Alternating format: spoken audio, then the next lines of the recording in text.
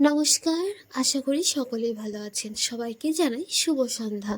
তো ভাইয়ের ফোনেতে আমি কিছুটা আমার গন্তব্যের কিছুটা আগে আর কি নেমে যাই।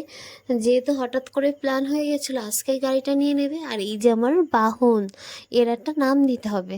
তো এইদিকে কিন্তু ভাই যাবতীয় কাজ ছিল সেগুলো মানে শেষ করে নিয়েছিল, তারপর গাড়িটা নিয়ে আমাকে নিতে এসেছিল। তারপরে কিন্তু আমি গাড়িটা নিজেই চালিয়েছিলাম আর আমার পেছনে বসেছিল। কিন্তু এই মানে একটা সুন্দর একটা অনুভূতি হচ্ছিল। আমরা বেশ গল্প করতে করতে ভাই বোনে চলে আসলাম বাড়িতে। আসার সাথে সাথে এই যে নসুদা কাকিরা সবাই চলে এসেছিলো আমার নতুন এই বাহনটাকে দেখতে। তো আমাদের মধ্যে বা এমনকি সবার কতজনের মধ্যে আছে ঠিক আমি জানি না, আমাদের মধ্যে আছে যে নতুন কিছু কিনলে তাকে আগে মানে পুজো করে তারপরে ঘরে ঢোকানো হয়। তো যাই হোক, মা সেই ব্যবস্থাই করে রেখেছিল, ধান দুব্বো দিয়ে আর কি পুজো করে নিচ্ছিল। তারপরে গিয়ে গাড়ির চাকাতে জল দিয়ে দিয়েছিল। তো আমরা এটা নিয়ে এখন যাব, একটু বেরোবো। তো এইদিকে কিন্তু আমাদের একটা গিফট করে দিয়েছিল একটা হেলমেট। তো সেটা আর কি দেখছিলাম। তারপরে নৌসেদা তো আমার হাত থেকে নিয়ে নিয়েছে, নিয়ে এবার ওই যে মাথায় ঢুকিয়ে নিয়েছে, এখন বলছে ওটা হয়ে গেছে, তো ওটা এখন নিয়ে নেবে। তারপর আমরা এই তিনজনে আর কি বেরিয়ে পড়লাম।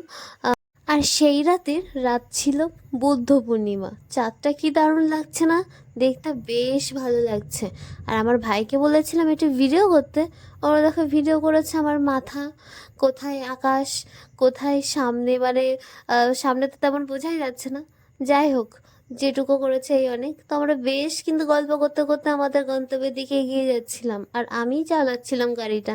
এই যে তিনজন মিলে উঠেছিলাম, তারপর যখন হাই রোডে উঠে গেছি তখন কিন্তু ভাইকে দিয়ে দিয়েছিলাম। হয়তো আমার দ্বারা সম্ভব হলেও হতো, যেহেতু মাঝখানে আমাদের নসুদা ছিল।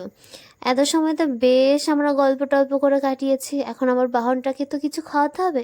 তাই চলে আসলাম তেল পাম্পে। তো তেলটা ভরে নিয়ে চলে আসলাম, একটু দরকার ছিল দোকানে, সেটা মিটিয়েছি। আর নসুদার জন্য এই যে পেস্ট নিতে হয়েছে। তারপরে বাড়ির জন্য নিয়েছিলাম আলুর চপ আর শশা। তো তখন রাত কিন্তু 9টা বেজে গেছিলো, দোকানপাট প্রায় বন্ধর দিকেই মানে হচ্ছিল, যেহেতু বৃষ্টি হচ্ছিল। আর বাড়িতে এসে মা মাখিয়েছিল ওই চপ দিয়ে মুড়ি আর শশা। তো ভিডিওটি এখানেই শেষ করছি। দুগ্গা দুগ্গা।